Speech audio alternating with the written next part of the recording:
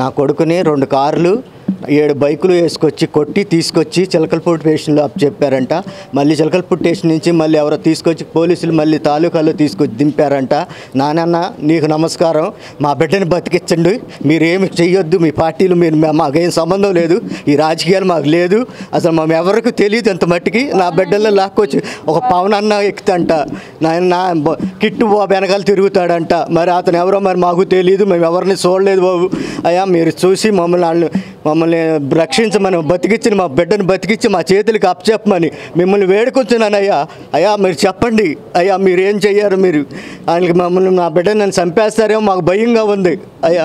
మీరేం చెప్పి చచ్చిపోతానని ఏడుస్తున్నాడు. అయ్యా ఏదైనా చేసుకున్నాడంటే మీ అందరిదే బాధ్యత, నాకు సంబంధం లేదు, మీ బాధ్యతే. నా బిడ్డ చచ్చిపోయాడంటే ఏదన్నా చేసుకున్నట్టే మీదే బాధ్యత, మీకే పూచి మీరే నాయన కాపాడాలి.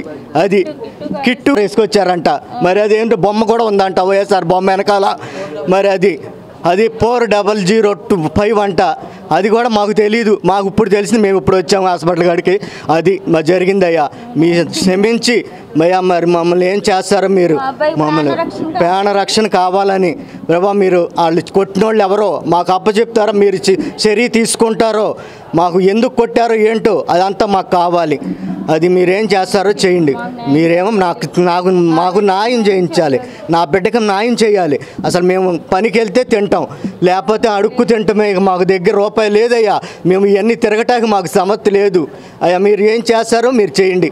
ఇక మంచి చేస్తారో చెడు చేస్తారో, మమ్మల్ని కూడా చంపేస్తారో పోనీ చంపేసేయండి. ఇదే మా బాధ్యత, మీ బాధ్యత అది. ఇక మీ చేతులకి అన్నీ మీ చేతుల్లోనే మీకు అప్పచెప్పుకుంటున్నాం. అది అయ్యా నేనేం చేయలేను, నా భార్య ఏం చేయలేము. అది నా పేరు ఆదిలక్ష్మి అండి, నా భర్త పేరు నాగరాజు. అయితే మా చిన్న కుమారుడు మరి పనికి వెళ్ళి వచ్చాడు.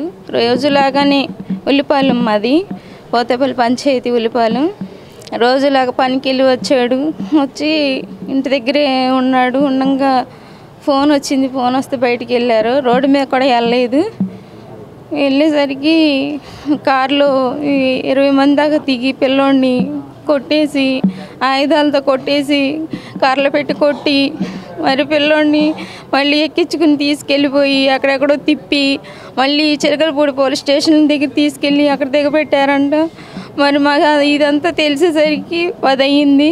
మరి పిల్లోడు బయటికి వెళ్ళాడు, వస్తాడు అనుకున్నాం. ఇప్పుడు దాకా రాలేదు ఏంటని ఆరా తీస్తే ఇలా జరిగిందని చెప్పారు. మరి ఈ పని చేసిన వాళ్ళకి మరి మీరు తగిన శిక్ష ఇవ్వాలి. మరి వాళ్ళు ఎవరో మరి మాకు తెలియాలి. మరి అయ్యా నాని గారు మీకు నమస్కారం అండి. మాలాంటి బిడ్డలు మీకు ఉన్నారు కదయ్యా, నాకున్న కొడుకు నీకు ఉన్నాడు కదా, మరి ఎందుకు నా బిడ్డ మీద ఇంత కక్ష కట్టి మరి ఇలా కొట్టించారు? మరి మా అబ్బాయి మరి ఎవరు తీయడు, మరి ఎందుకు కొట్టారని తెలియదు.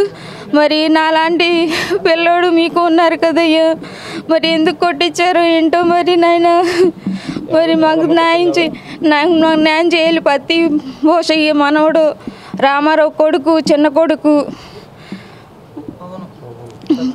పత్తి పవను అని చెట్నాయుడు అనే కుర్రాడు, ఆయన ఊళ్ళో మనిషి అయ్యిండు కూడా బయట వ్యక్తులను తీసుకొచ్చి నా పిల్లోడిని ఇలా దారుణంగా కొట్టేసి మరి ఊరంతా తిప్పి మరి స్టేషన్కి అప్పచెప్తాం. ఎంత ఘోరం. మరి నాలాంటి పిల్లోడు మీకు ఉన్నారు. మరి మేము కష్టపడుకుంటే తిన్నట్టు, లేకపోతే లేదు. మరి వాళ్ళ రోజున హాస్పిటల్ పాలయ్యాడు. మాకు మరి న్యాయం చేయండి. మరి దేనికి ఇలా జరిగిందనేది నాకు తెలియాలి. మరి ఎవరెవరు ఉన్నారో కూడా మాకు తెలియాలి. మరి నాయన మీ అందరినీ కూడా వేడుకుంటున్నాను. మరి ఇట్లా మా అబ్బాయిని ఇంకా చంపేసినా ఇంకా ఇంతేనా, ఇలాగే చేస్తారా? మరి కార్లు ఎక్కించుకెళ్ళిపోతున్నారు. 2 కార్లు వేసుకొచ్చారంటే మేము ఎవరో కూడా బయట ఎవరికి తెలియదు. ఇలాంటిది నా పిల్లోడిని మరి ఇంత దారుణంగా కొట్టి వెళ్ళారంటే, మరి ఊళ్ళో మనిషి అయ్యి ఉండి బయట వాళ్ళని తీసుకొచ్చి నా పిల్లోని కొట్టించారు. దేనికి కొట్టించాలి? వైఎస్ఆర్ పార్టీ అండి, వైఎస్ఆర్ పార్టీ ఆయన. అయితే మరి అతను మరి ఎందుకు ఇలా చేశాడనేది తెలీదు. ఆ పిల్లోడు అసలు మేము ఎవరూ కూడా తెలియదు అసలు. మరి అలాంటిది మరి మా పిల్లోడిని 20 మందిని తీసుకొచ్చి కొట్టించాల్సిన అవసరం ఏమొచ్చిందో కూడా తెలియట్లేదు. మరి వాళ్ళని గట్టి చర్య తీసుకోవాలి మీరు. మరి ఆ పవన్ అనే వ్యక్తిని మీరు మాత్రం అదుపులోకి తీసుకోవాలి. ఎవరెవరు తీసుకొచ్చి కొట్టించాడో కూడా మాకు తెలియాలి.